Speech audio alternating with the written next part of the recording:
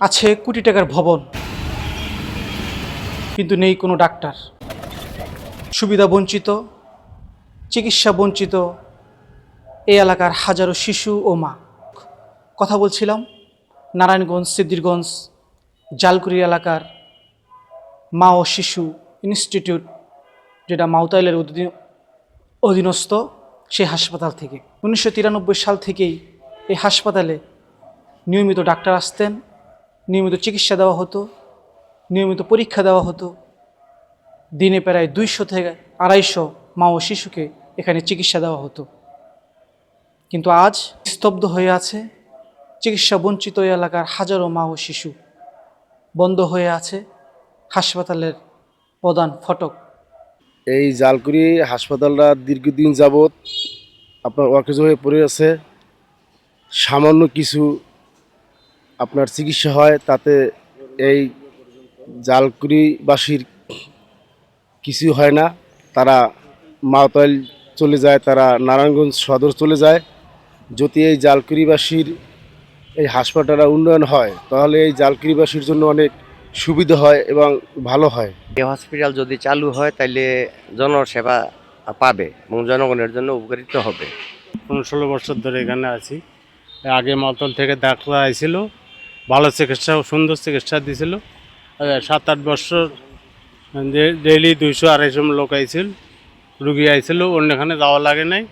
এখন মনে করেন এখানে মাতালের ডাক্তার আসে না, এই রুগীগুলা হয়তো ওই মাতালে যাওয়া লাগে, ভিক্টোরিয়া যাওয়া লাগে, এরপরে ঢাকা যাওয়া লাগে। অনেক কষ্ট হয় এই এলাকার মানুষের। এই জন্য আমি আবেদন করছি এই মেডিকেলটা যাতে চালু হয়। এটা চালু করলে এই এলাকার মানুষের জন্য অনেক সুবিধা হবে, এই আমাদের আবেদন। এক সময়ের মুখরিত এই স্বাস্থ্যকেন্দ্রটি এখন কেবল এক নিস্তব্ধ ভবন। নেই কোনো চিকিৎসা, নেই কোনো রোগী, নেই কোনো ডাক্তার। নারায়ণগঞ্জ সিদ্ধিরগঞ্জ জালকুড়ি 9 নং ওয়ার্ডের অবস্থিত মাউতাইলের অধীনে জালকুড়ির এই স্বাস্থ্যকেন্দ্রটি আজ এক নিথর অবস্থায় পড়ে আছে। কোটি টাকার এই ভবন কোনো কাজেই আসছে না এলাকাবাসীর কাছে। এত বড় বিশাল ভবনের একটি হাসপাতাল থাকা সত্ত্বেও তাদেরকে যেতে হচ্ছে দূর দূরান্তে। অতিরিক্ত টাকা খরচ হচ্ছে, অর্থনৈতিক সমস্যাও তারা পড়ছে। তাদের হাতের কাছে এত সুন্দর, এত বড় বিশাল হাসপাতাল থাকা সত্ত্বেও তারা পাচ্ছে না সুচিকিৎসা। আজ এই ভবন যেন খসে পড়ছে, ময়লার স্তূপে পরিণত হচ্ছে। আজ এই ভবন যেন কেঁদে কেঁদে বলছে, আমাকে পুনরায় উদ্ধার করো, আমি সেবা দিতে চাই, মানুষকে চিকিৎসা দিতে চাই। কিন্তু এখনো পর্যন্ত এর চালু করার কোনো পরিকল্পনা আমরা দেখতে পাচ্ছি না। সম্মানিত দর্শক, এই মুহূর্তে আমাদের সামনে উপস্থিত আছেন জালকুড়ি 9 নং ওয়ার্ডের বাংলাদেশ জামাত ইসলামীর সমর্থিত কাউন্সিলর পদপ্রার্থী জনাব ইসমাইল হোসেন। প্রতিনিধি হিসাবে জালকুড়ির যে হাসপাতালটি দীর্ঘদিন যাবৎ বন্ধ আছে, কোনো কার্যক্রম নেই, কোনো সেবা নেই, এ বিষয়ে আপনি কি বলবেন? এটা খুব অতীব দুঃখের বিষয়।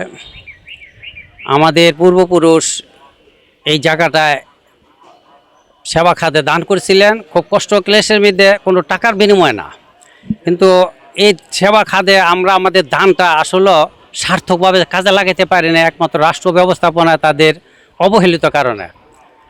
তো সেই প্রত্যাশা নিয়ে আমরা চাই আমাদের সম্পদকে যথাযথ সম্মান দেওয়া, উপযুক্তভাবে রাষ্ট্রীয় সামর্থ্য অনুযায়ী অন্তপক্ষে তাদের যোগ্যতার ভিত্তিতে আমাদের মানুষকে সেবার খাতটা বৃদ্ধি করা হোক, এবং সেই সম্মানিত মর্যাদাশীল জায়গাটা অবহেলিতভাবে পুরা রইল, এটা আমাদের খুব দুঃখের ব্যাপার। আমরা এটা কখনো প্রত্যাশা করি নাই।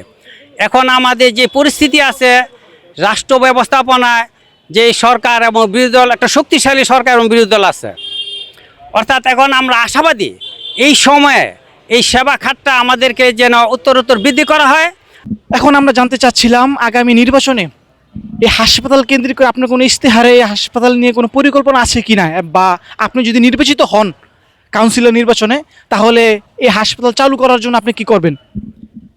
অবশ্যই এই হাসপাতাল কেন্দ্রিক আমাদের যে পরিকল্পনা, এটা 1 নম্বর ইশতেহারের মধ্যে নির্বাচনে থাকবে।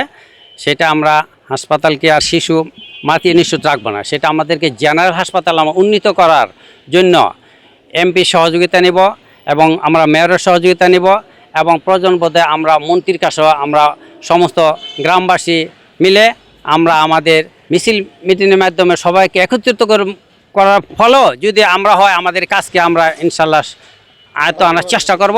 আমরা যথাযথ উদ্যোগ নেওয়া, জনগণকে সাথে নেওয়া এবং দলমত নির্বিশেষে আমরা আমাদের এলাকাকে মানুষের সেবার জন্য আমরা যথেষ্ট চেষ্টা করবো। ইনশাল্লাহ এতে আমাদের কোনো ঘাটতি থাকবে না।